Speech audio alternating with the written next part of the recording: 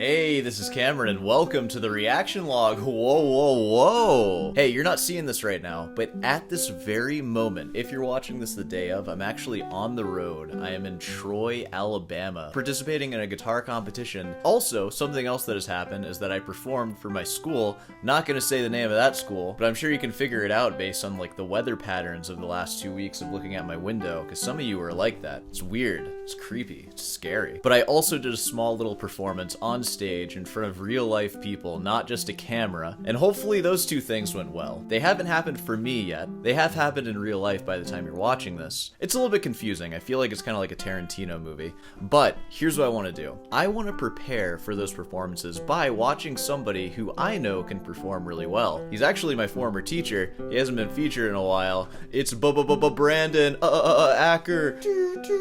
Yeah, there he is. We're gonna see him perform Theorbo for metal fans. Whoa! Hey, it's a performance. We're gonna see how he handles it. We're gonna see how the pro composes himself. It's a little music joke for you guys back at home. And we're just gonna kind of see his stage presence and general stuff. We're gonna see what happens in the performance, how the audience reacts to it. Looks like a real eclectic group of people here. A lot of potential Baroque music lovers. Which, by the way, before we jump into this, let me go ahead and introduce myself. I am a classical guitarist here on YouTube. And what does it mean to be a classical guitarist? It means that you were once a metalhead and now you're a Baroque music enjoyer. That's what it means, honestly. Leave a comment about it. You guys know how it is. I want to make sure that Brandon Acker is actually better than me at guitar, so let's actually consult ChatGPT really quick. The last thing I want is to be taking advice from somebody that I shouldn't. How does Cameron Fernandez of the YouTube channel Sore Hands stack up against Brandon Acker of the Brandon Acker YouTube channel on the classical guitar and at being a general professional classical guitarist? Question mark. All right, here's a fair comparison between Cameron Fernandez and Brandon Acker. Cameron Fernandez does run a YouTube channel. I already said that. He has practice logs, and he has a BA and a guitar teacher. I'm not a guitar teacher anymore. I'm getting a master's degree. I should update my profile. All right, classical guitar skill and profession. Brandon Acker plays classical guitar at a professional level, performs historical and classical repertoire, and has performed extensively with respective music ensembles. Dude, they're citing sources here. .org websites? Okay.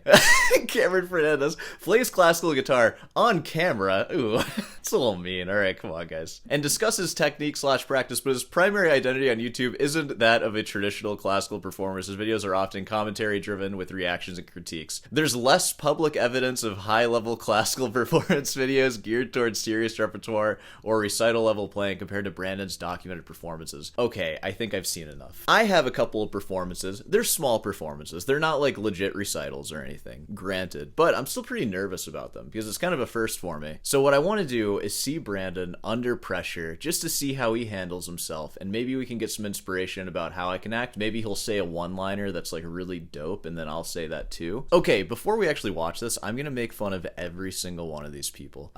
This guy is freaking jacked, dude. Oh my god, I have nothing to say. This guy has dirty jeans. Go to a laundromat, bro. What's wrong with you? This guy looks like a singer in a metal band. Star Wars shirt, lame, nerd. Kirk Hammett hair. Now I'm hungry for ramen. I'm pretty sure he is a famous YouTuber guy, so we better not say anything bad about him or else my career will end. This guy has funny socks. I don't know. Red hair, red hair, red hair. Normal guy. He's not a metalhead. Look at him. He looks like a normal dude. How am I supposed to know that you're a metalhead if you don't like outwardly express that through clothing and tattoos and stuff? Anyways, let's go ahead and get to this performance. Woo! It's because of the Theorbo. You can't flash that and not have metalheads stand up. Thanks, guys. It's nice to be out here playing. I've never played on a giant Monopoly board, so that's pretty awesome. A giant Monopoly board. It's a real allegory for something. I don't know. So I'm curious, has anyone here been to a concert with the Theorbo before?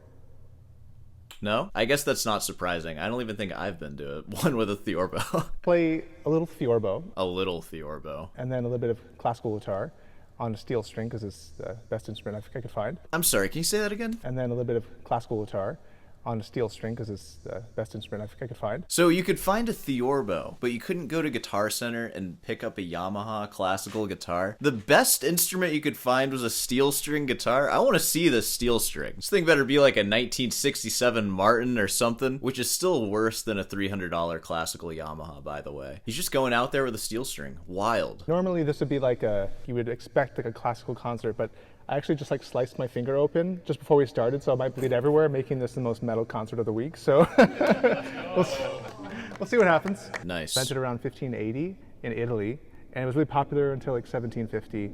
And then more recently, like 2025-ish. Yeah. Kind of lost popularity like 300 years ago. I think being single-handedly brought back by Brandon Acker. So regaining popularity, it seems. And that's actually something about Brandon's career that I find really fascinating. And it's something that I think like a lot of people could emulate in some way. People with this special interest on, let's be honest, like an instrument that just isn't in the public eye anymore. Like guitar is, like electric guitar especially. Classical guitar less so, but still kind of a little bit, depending on where you go, especially. But the Theorbo is pretty exclusively just like a Baroque orchestra instrument, and like, which is a very niche thing. But the amount of people that probably know and have heard and are just like exposed to Theorbo because of Brandon is pretty large, probably. I take some pride in doing something like that with the classical guitar, and like I'm not comparing myself to Brandon's like reach or influence or anything like that, but I do get random emails from like people, especially older people, who have never thought about classical guitar and now they're actually like buying one for the first time. Ooh, hold on. Fell. She's so hairy. I have so much hair, and when she falls on the floor, she just gets like matted up with hair. I wonder if Brandon's ever gotten emails where like, I'm buying my first Theorbo today. I've been into classic rock for 60 years, but here we are. Theorbo is the thing. This is some solo pieces, just 3 solo pieces, and I'll play some classical guitar for you.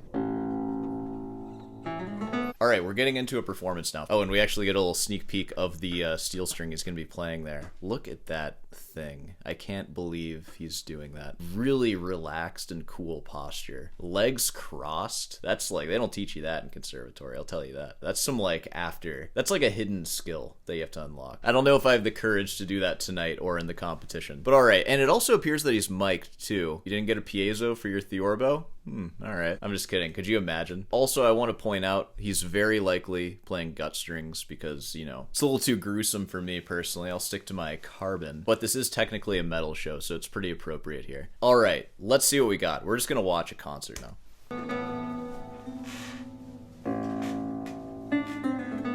That reverb was sampled from the grandest of cathedrals, I imagine.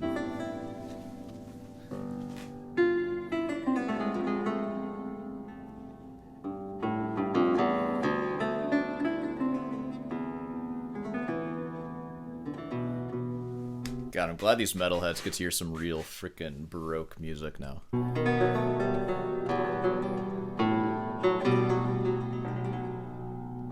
It's kind of funny panning to the audience for this. This is how you should listen to classical music. You should just sit there and be still.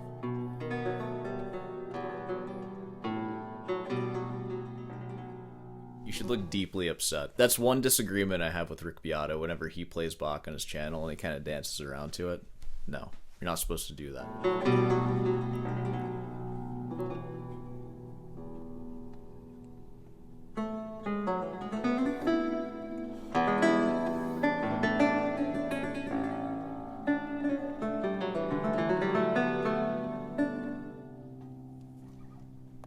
Of course, my iPad just got too hot to read, so I guess I'm playing from memory.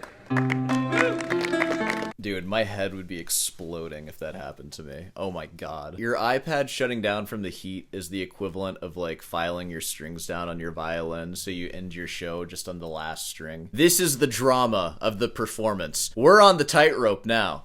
We're playing from memory. All right. Everyone's clapping for your malfunction. Yes.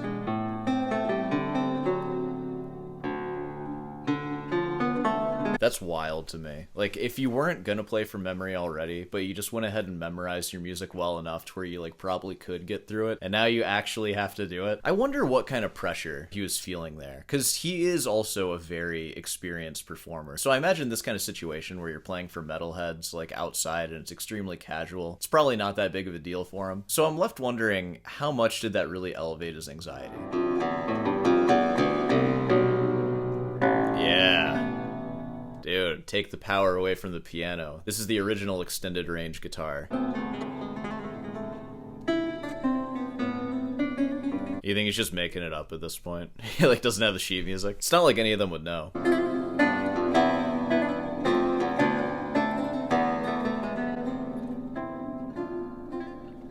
Yeah, but that he's liking it. All right. Sounds like a Children of Bodom transcription. This is nice.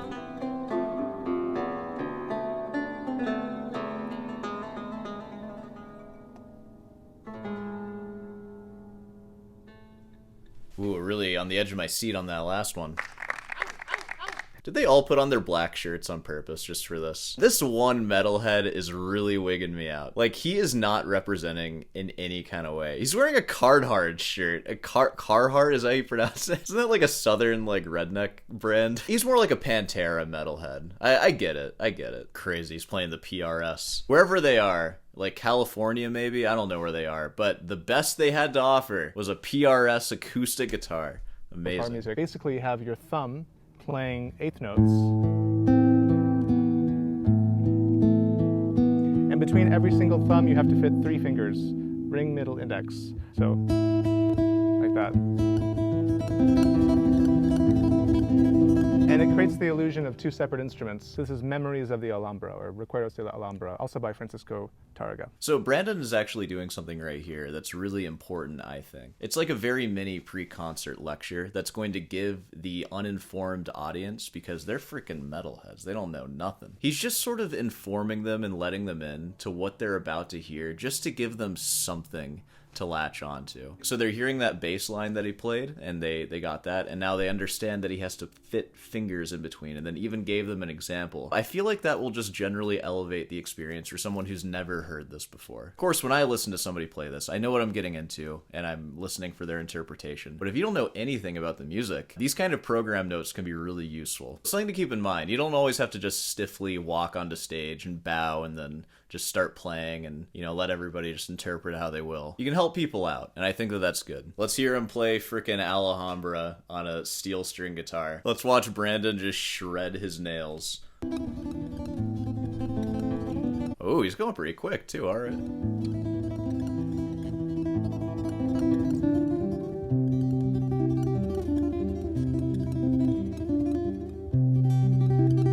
I feel like this is pretty brave. The strings are so close together too. You have to be so ultra precise for this. Again, playing in freaking casual, like, stepdad position over here. He's playing in the same position I'd whip out Sweet Home Alabama in. Memories of Alabama.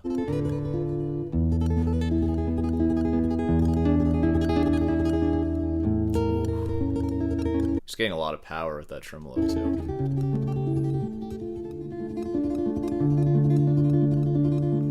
Yeah, she's never seen anything like that. You know, if someone were playing this at a bar, I would so prefer this to a singer-songwriter.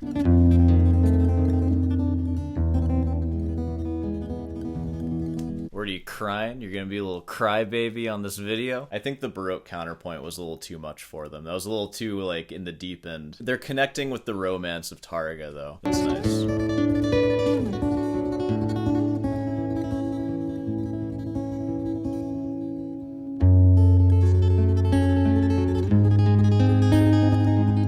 He's doing a really good job getting, like, a really clear and consistent tone out of that steel string, too.